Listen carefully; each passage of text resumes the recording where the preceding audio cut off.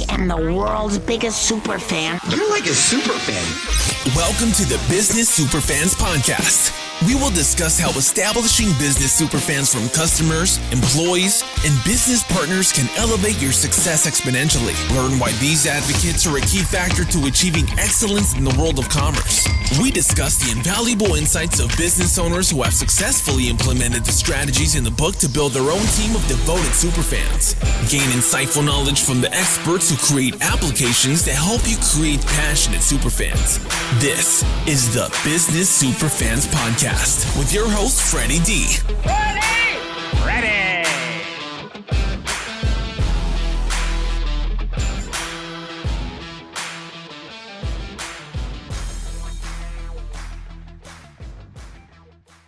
Our guest today is Mona Bavar, a cultural innovator blending ancient wisdom with cutting-edge AI to transform how businesses tell their stories and shape the future. Born in Iran and raised in America, Mona's multicultural journey sparked a deep passion for bridging worlds and fostering meaningful connections. With her company BlueApples.ai, she helps entrepreneurs harness the power of AI to fuel innovation and creativity while staying true to their authentic voice, ensuring they thrive in a rapidly evolving business landscape. Through DLISH, she curates luxury gifting and multisensory experiences that connect people across cultures, redefining the art of meaningful exchange. By integrating archetypes, storytelling, and technology, Mona is at the forefront of helping leaders navigate a future where human connection remains at the heart of innovation. She's an inspiring guest with a wealth of knowledge to share, and her unstoppable journey exemplifies how effective leadership shapes organizational culture, transcending the customer journey to positively impact all stakeholders. Please join me in welcoming Mona Bavar, founder of BlueApples.ai. Welcome, Mona Bavar from Blue Apples AI to the Business Superfans Podcast. How are you this afternoon, Mona? I'm doing very well, Frederick. How are you? I'm excited to have you on the show. AI is taking over the world. We just heard stuff that China just came out with, what is a DeepSeek platform. It's kind of throwing everybody off.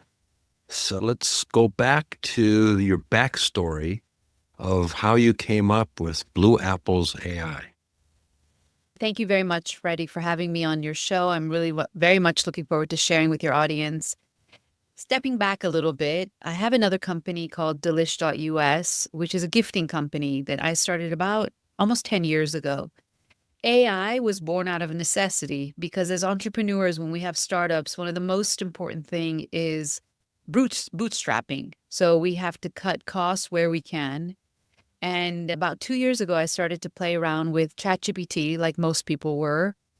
And I realized that it can be a very useful partner in my business as far as content creation went and ideation, strategy, a lot of different categories that I was using it.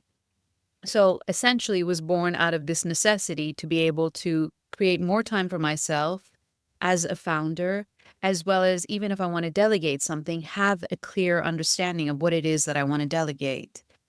And with time and with the development of AI and the progression, me and a couple of other fellow entrepreneurs decided to offer our services to solopreneurs, small businesses, mid-sized businesses, even corporations, to understand how effectively to implement AI into their systems and to use it in the most effective way while maintaining their human authenticity and their brand voice, because that is one of the most hazardous pitfalls that is presented today with AI, with all the content that's being created. If it doesn't maintain our brand voice, then we're not going to stand out from all the competitors. I was just telling one of the founders today, we keep receiving all these emails or we see all these LinkedIn posts by really successful entrepreneurs.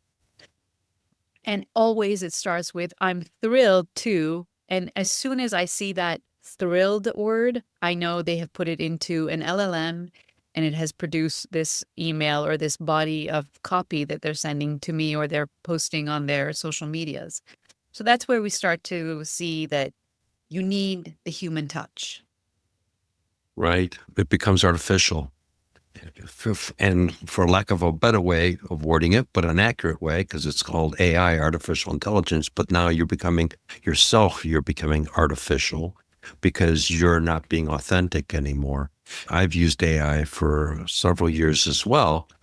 The way I've used it was to take what I wrote and really improve it and improve the messaging and improve it to target audience. So I've used it as a tool to make my message that I wrote be a better message, more focused message.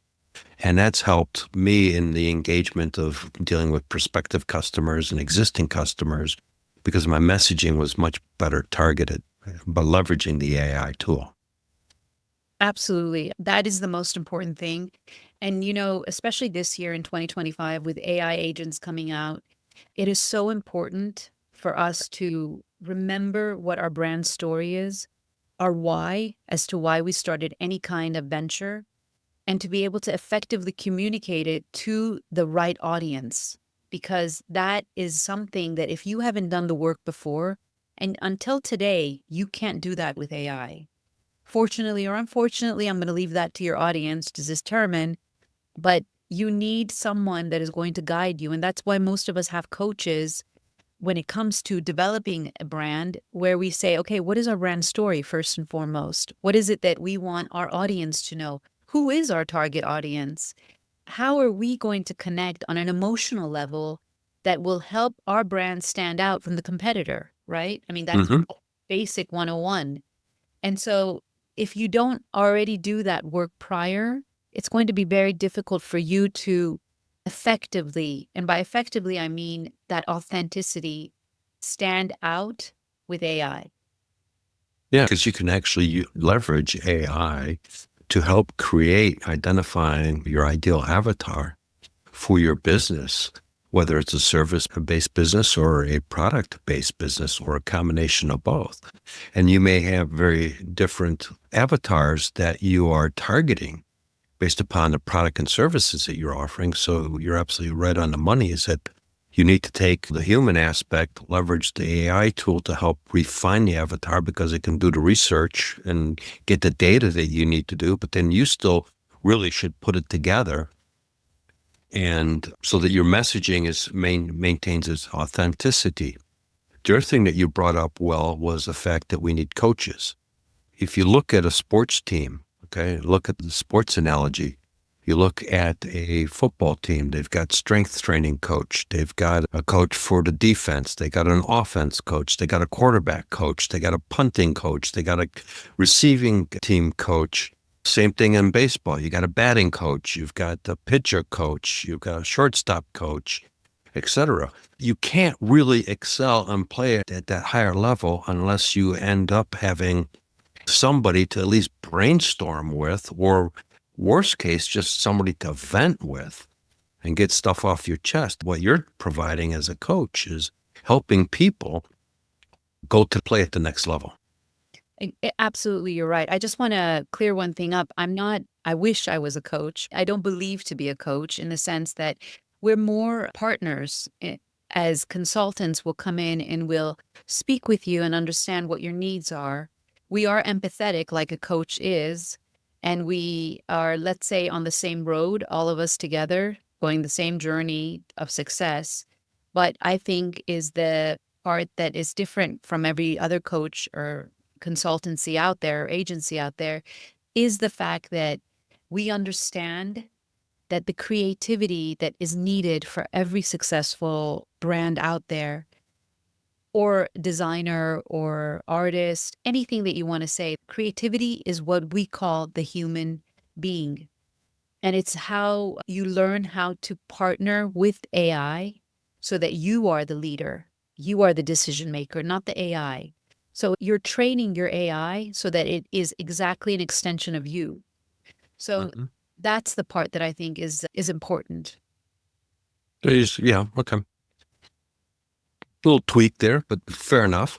And that's important what you bring up because I use AI and I keep training it myself because of the messaging to resonate with whoever the reader is or whoever I'm sending it to. And there's times where I've looked at it and says, no, this is not even close to what it really I want it to be. And so I've got to go back. And then I realized I'm the one that didn't provide the proper information. And therefore I got what I asked for, not what I thought I wanted. Exactly. Exactly. And that's what ends up happening. But a lot of people today, because entrepreneurship has become this trend, let's say, everybody wants to be an entrepreneur or thinks themselves an entrepreneur. And that's wonderful because I think it also helps us as human beings to work on our internals inside ourselves, because entrepreneurship isn't as much internal journey as it is an external journey of success. So it's a self-discovery, let's say. I think that the beauty of it comes when you are tapping into that and saying, you know what? Yes, I'm an entrepreneur. Yes, I want to go this route, but I can easily put it in and get all the information out and send these generic emails, mass emails to my leads and hope that someone bites. But if there's no, let's say, you're networking, or if you're not engaging on that human side, it's not necessarily going to happen the way you hope, because the antithesis of AI is human connection.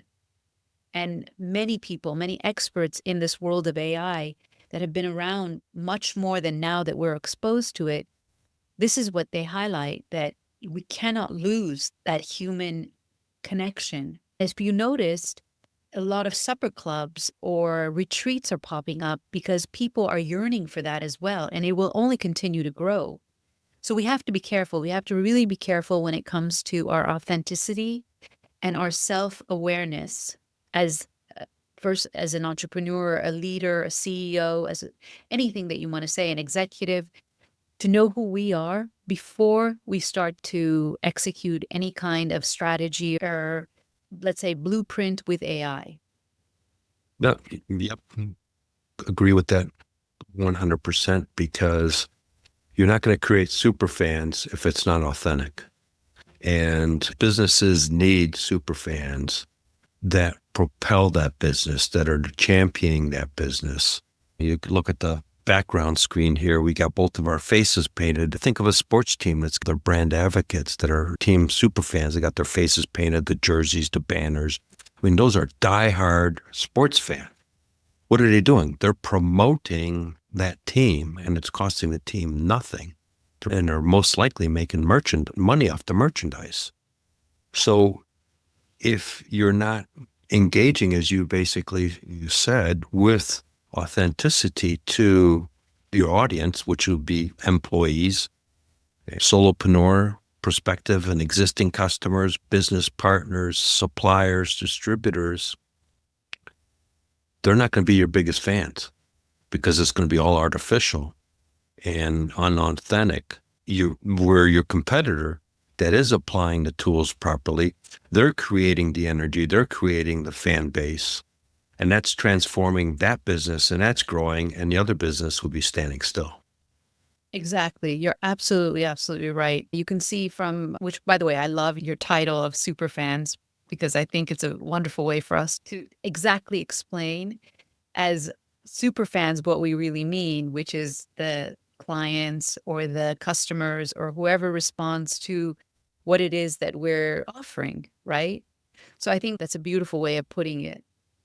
Thank you. Yeah. Because really, if you stop and think about it, it's all stakeholders, because it starts with, we talked about the CEO developing themselves into the AI so it understands them. But, if they're using that to communicate with their team, if they're using that to communicate with their customers and their suppliers and distributors and complementary businesses and banker and all that stuff, it can get really out of control.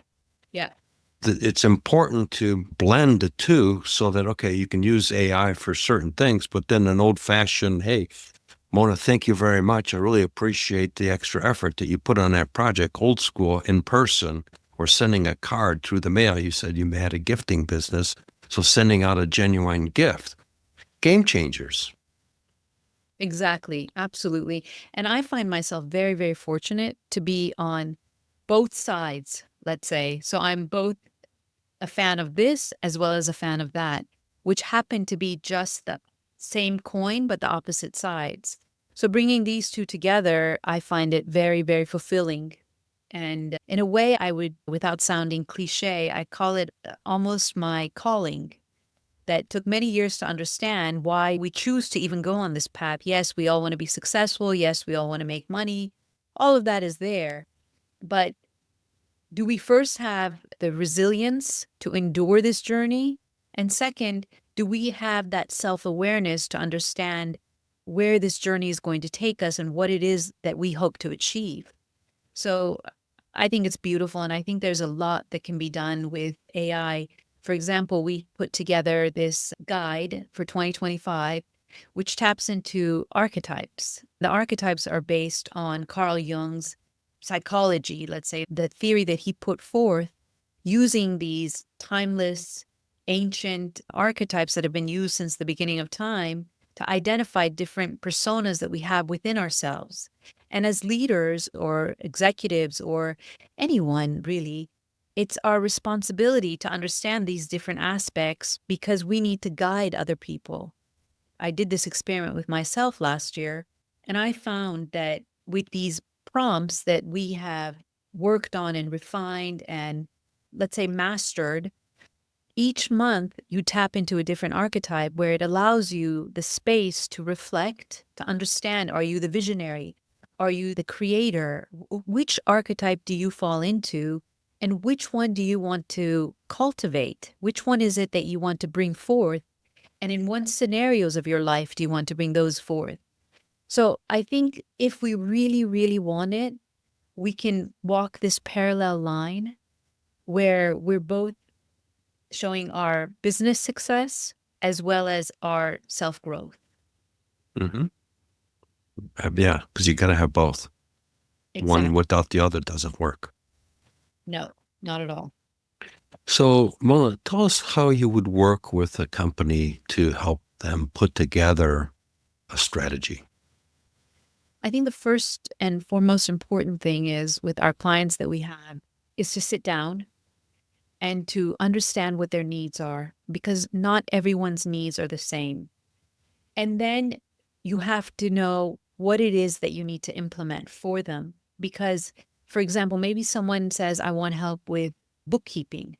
So then you go and you research that and you bring in an AI platform that can help with that.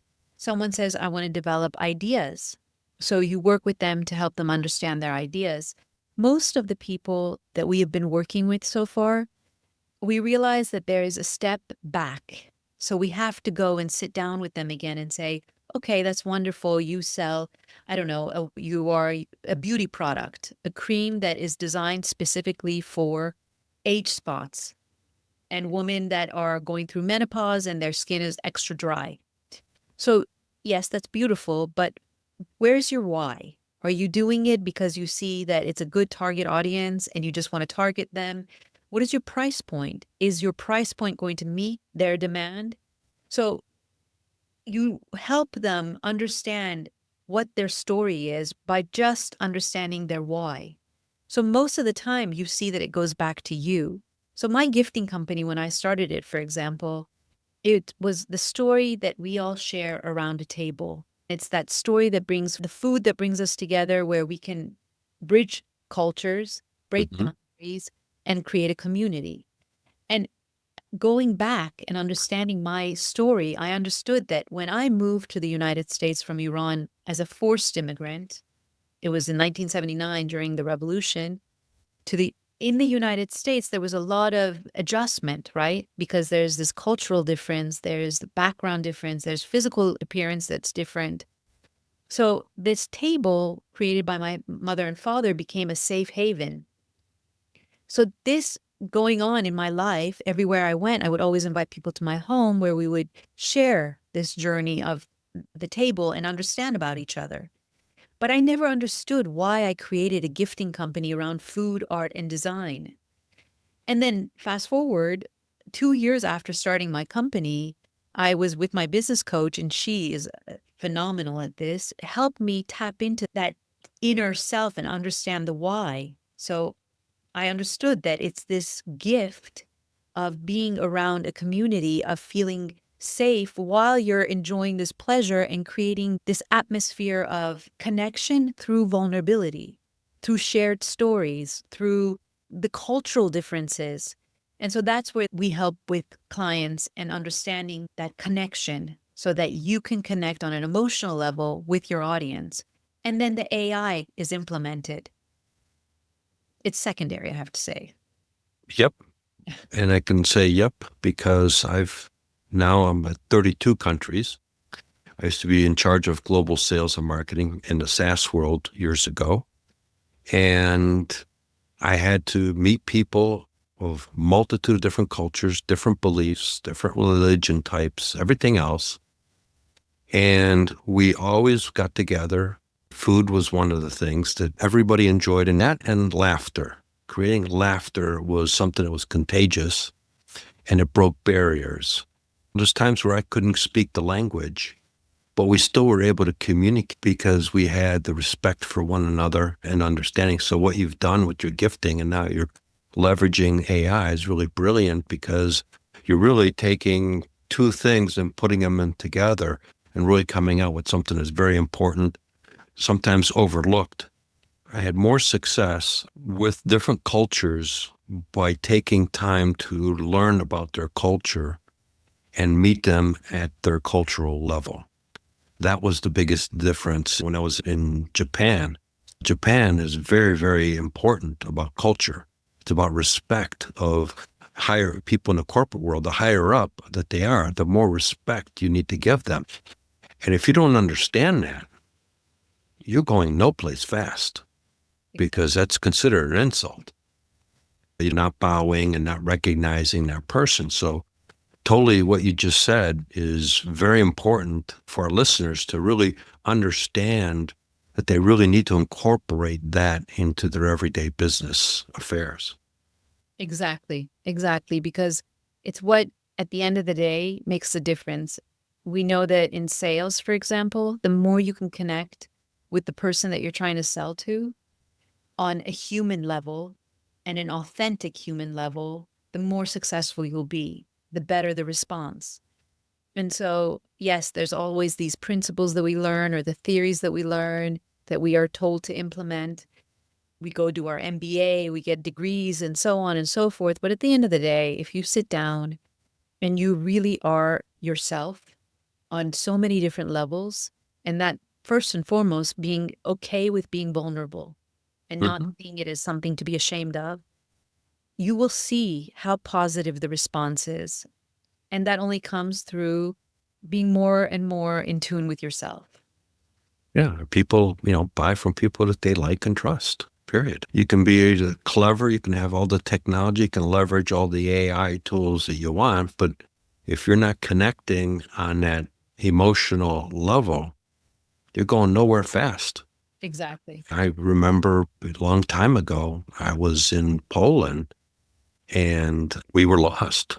And I speak Polish, but enough to get in trouble. And I haven't spoken it in years because I don't have anybody to speak to. I'm originally from France, so I speak French fluently.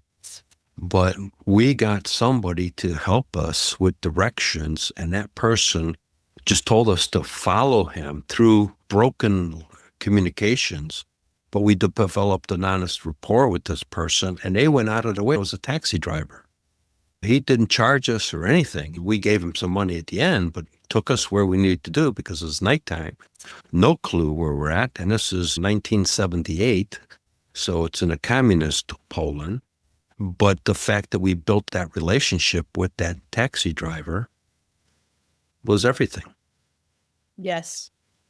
And those are the relationships that leave an impression on us, I believe, that then can lead to so many different things. If we really ask ourselves, where does inspiration come from?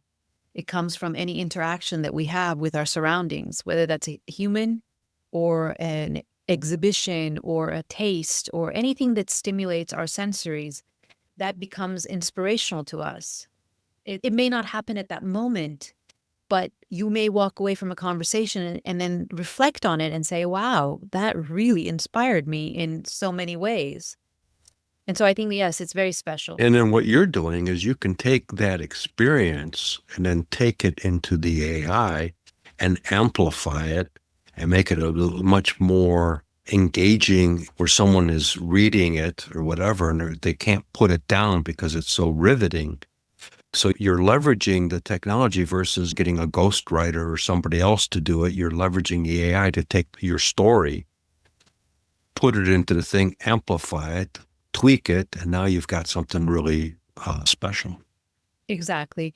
Exactly. I'm so happy you pointed that out, because currently we have a client that we're doing a market analysis in order to implement the strategies. While we were doing the market analysis, one thing I realized is you can put it in. You can choose the LLM that you decide. You say ChatGPT, Gemini, Claude, whichever one you want. And you put it in and say, I want to do a market analysis for such and such company, and it will produce it for you.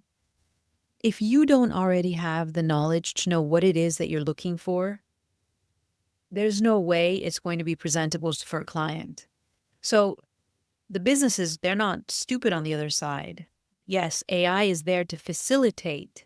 It's not there to do the 100% work. So you cannot, and I highly recommend that you do not remove yourself from the equation. That human touch is still necessary. Another client had hired us to write product descriptions for their e-commerce. And we started out doing it and we quoted the price, and they weren't necessarily happy with it because they said, oh, well, you're not writing it anyway. Why do I need to pay you this high amount? And I sat down with them and I said, listen, you can go do the keyword research. You can ask any of them, any of the LLMs that you want, how you should write a product description to be most effective, converting, whatever it is that you want to put in as adjectives. Go ahead and do it.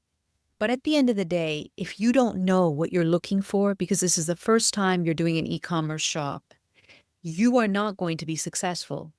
Because remember, the objective is to rank in order for customers to come onto your platform, for them to convert, and then leave you some kind of revenue, right? So if this process, you don't know anything about it in order to write the copy, then I can't help you, because it's not just about sitting in front of the LLM. They didn't hire us. From what I see, the product descriptions, I'm assuming either she or someone that has been hired for much less than we were going to charge to sit down and write product description, which is fine. That's up to you. But it's so obvious that I, as a customer, will say, you know what? This really doesn't resonate with me. You bring up a very important point there, Mona, because if you can't make that emotional connection with the buyer, it's done, over, gone, adios, bye-bye. The other aspect of it is if they do make the transaction, it's got to be a smooth transaction overall. They have to be feeling good about making the transaction. So you've got to connect with them emotionally. So you're absolutely correct that your messaging has got to resonate. They've got to connect emotion. People buy emotionally and they justify it logically. That's just sales 101 or maybe 102, But the bottom line is you need to understand that. So you've got to connect with them emotionally. The transaction is going to go smooth. I always tell people the deal isn't the deal. The deal is after the deal. Them signing the paperwork or putting a credit card in and buying. It's what happens after they make that transaction that's more important than the transaction in itself. A lot of businesses don't recognize that, but that's the sale. Because that's the onboarding process. They can turn around and says, I had a great experience. I got a thank you email, or I got a thank you card, or whatever it is. Now I'm a super fan of that whole experience, and I'm becoming a mouthpiece for that entity. Someone I'm having dinner with, as we talked about building a relationship, and someone comes up, oh yeah, man, you need to go to this product, this site, or this stuff. It's a phenomenal experience, great product, great service, love the company. Versus the other approach, which would be, oh man, you don't want to deal with those people. Exactly. You're absolutely right. And I think that was a great example that you gave, because if it's not there, it's not there. And now it's even gotten more competitive because everybody is now doing the same thing. So how do you stand out? Because that's always the objective, right? Mm-hmm. And the only way to stand out is to have more knowledge and information about your brand, yourself, whatever it is that you are trying to sell, and your ideal target audience. And toss in a sprinkle of personal touch. Exactly. Because you lose a personal touch, it doesn't matter. It's transaction. We've become too much of a transactional society. And those that differentiate themselves, you see those businesses that are scaling, they're bringing back the interaction and the personalization. And those guys are exploding. And the people that are all transaction-based are wondering, what happened? Why is my business flatlining? And that's because you forgot that people are people still. Exactly. We cannot forget that. It's one of the pitfalls that is standing before us. So we have to be quite careful. And you know what? At the end of the day, Freddie, we have to make an effort. It's not so easy. If it was easy, that everybody seems to think it is, and maybe that's why everybody's trying to do it now, not everybody would be doing it, right? So that was the caveat that I put in the middle. If it was easy, everybody would be doing it. Just because everybody is doing it today, it doesn't mean that it's easy. It just means that it's becoming generic. Right. Yeah. Great conversation, Mona, as we come towards the end here of our show. So how can people find you? I invite them to set up, if they'd like, a discovery call. It's complimentary, and you can get to know us and we can get to know you and see how AI can help you. And just to get to know each other anyway. So you can visit us at blueapples.ai and schedule a call. And who knows where it would lead you. Okay, well, we'll definitely put that into the show notes for our audience so that they can take you up on that, because you either got to be in the game or you're going to be on the sidelines. And I have a saying, there's 3 types of people. Type A are the ones that make things happen. Type 2 are the people that watch things happen. And type 3 are wondering what happened. I love it. And it's so true. I love that categorization. Yeah, there's a couple words that are tweaked, but I left them out. Freddie, if you don't mind, I'll steal it and tweak a little more of the words. Yeah, that's fine. Please do. I'll take royalties. Yes, I'll offer them. All right, Mona, it's been a pleasure having you on the Business Superfans podcast. Great conversation, great insights for our listeners, and definitely look forward to having you on the show down the road. Thank you very much, Freddie. It was a pleasure meeting you and sharing with your audience. And thank you for also giving me the platform to share my story. You're welcome. We hope you took away some useful knowledge from today's episode of the Business Superfans podcast. The path to success relies on taking action. So go over to businesssuperfans.com and get your hands on the book if you haven't already. Join the Accelerator community and take that first step in generating a team of passionate supporters for your business. Join us on the next episode as we continue guiding you on your journey to achieve flourishing success in business.